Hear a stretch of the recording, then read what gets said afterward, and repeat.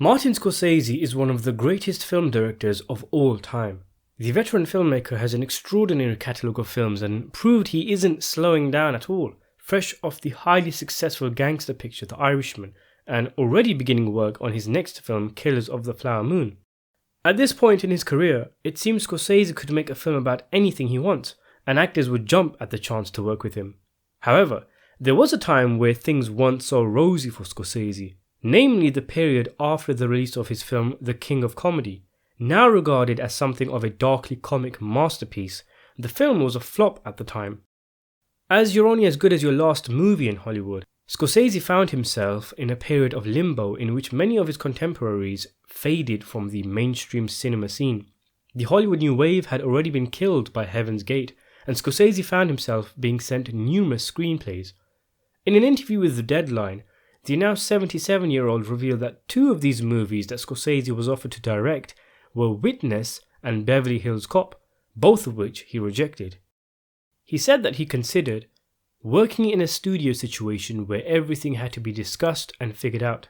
I was getting many scripts, Witness, Beverly Hills Cop, there were a lot, but I didn't want to make those. Then you choose your course. It's a harder course.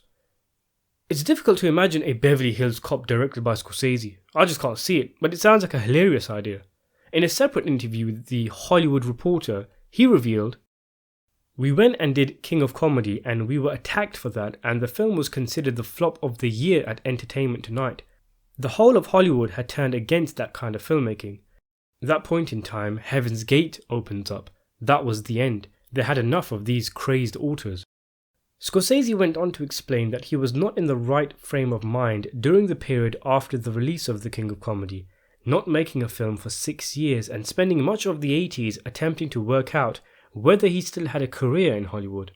Eventually he made a comeback with his Jesus movie, and even that film was originally cancelled just weeks into the shoot, after which Scorsese considered quitting Hollywood altogether. He concluded, "Ultimately I got back on track in 1987, 1988, finishing up The Last Temptation, which then led to New York Stories and ultimately Goodfellas. But all through the 80s, I was trying to find my way as a filmmaker because I had exhausted certain things. I was going in another way." Scorsese's next film, Killers of the Flower Moon, is expected to be released in 2021. Thanks for watching.